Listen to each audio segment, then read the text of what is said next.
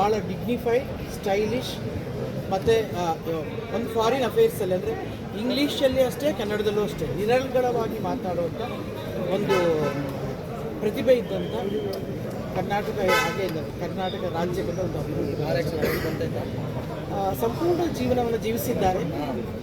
92 ವರ್ಷ ಬದುಕೋದು ಒಂದು ದೊಡ್ಡ ಸಾಹಸವೇ ಸರಿ ಇಂಥ ಇದರಲ್ಲಿ ಕೂಡ ಬದುಕಿದ್ದು ನಮ್ಮನ್ನು ನಗಲಿದ್ದಾರೆ ಒಂದು ರೀತಿಯ ದೈಹಿಕ ಬೇಜಾರಾಗ್ತದೆ. ಅವ್ರು ಸಂಪೂರ್ಣ ಜೀವನ ಬದುಕಿದ್ದಾರೆ ಅನ್ನೋದು ನಮಗೆ ಸಂತೋಷ ಪಡುವಂಥ ವಿಚಾರ. ಅವರಿಲ್ಲದ ಎಲ್ಲರ ನೋವನ್ನು ಅವರ ಅಭಿಮಾನಿಗಳಿಗೆ ಕುಟುಂಬದವರಿಗೆ ಕೊಟ್ಟಿದ್ದು ನಮಗೆ ಭಾಳ ಡಿಗ್ನಿಫೈಡ್, ಸ್ಟೈಲಿಶ್ ಮತ್ತು ಒಂದು ಫಾರಿನ್ ಅಫೇರ್ಸಲ್ಲಿ ಅಂದರೆ ಇಂಗ್ಲೀಷಲ್ಲಿ ಅಷ್ಟೇ ಕನ್ನಡದಲ್ಲೂ ಅಷ್ಟೇ ನಿರರ್ಗಳವಾಗಿ ಮಾತಾಡುವಂಥ ಒಂದು ಪ್ರತಿಭೆ ಇದ್ದಂಥ ಕರ್ನಾಟಕ ಹಾಗೆ ಇಲ್ಲ ಕರ್ನಾಟಕ ರಾಜ್ಯದ ಒಂದು ಅಭಿವೃದ್ಧಿ ಸಂಪೂರ್ಣ ಜೀವನವನ್ನು ಜೀವಿಸಿದ್ದಾರೆ. 92 ವರ್ಷ ಬದುಕೋದು ಒಂದು ದೊಡ್ಡ ಸಾಹಸವೇ ಸರಿ ಇಂಥ ಇದರಲ್ಲಿ ಕೂಡ ಬದುಕಿದ್ದು ನಮ್ಮನ್ನು ನಗಲಿದ್ದಾರೆ ಒಂದು ರೀತಿಯ ದೈಹಿಕ ಬೇಜಾರಾಗ್ತದೆ.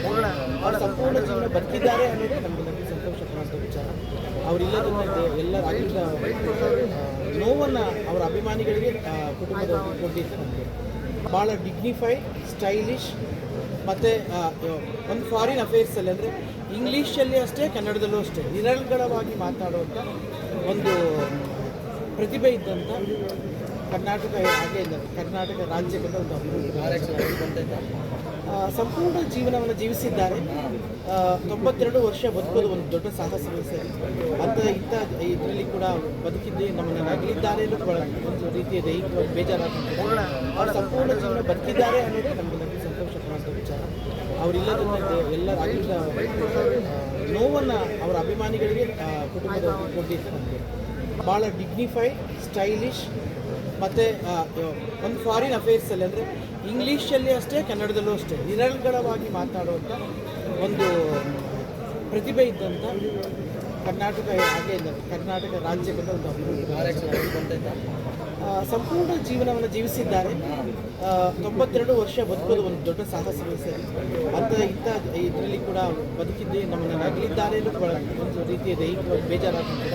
ಅವ್ರು ಸಂಪೂರ್ಣ ಜೀವನ ಬದುಕಿದ್ದಾರೆ ಅನ್ನೋದು ನಮಗೆ ಸಂತೋಷ ಪಡುವಂಥ ವಿಚಾರ.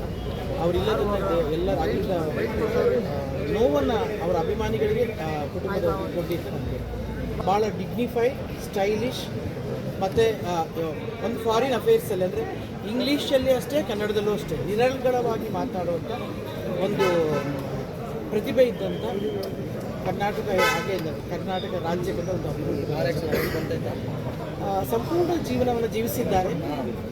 92 ವರ್ಷ ಬದುಕೋದು ಒಂದು ದೊಡ್ಡ ಸಾಹಸವೇ ಸರಿ ಇಂಥ ಇದರಲ್ಲಿ ಕೂಡ ಬದುಕಿದ್ದು ನಮ್ಮನ್ನು ನಗಲಿದ್ದಾರೆ ಒಂದು ರೀತಿಯ ದೈಹಿಕ ಬೇಜಾರಾಗ್ತದೆ.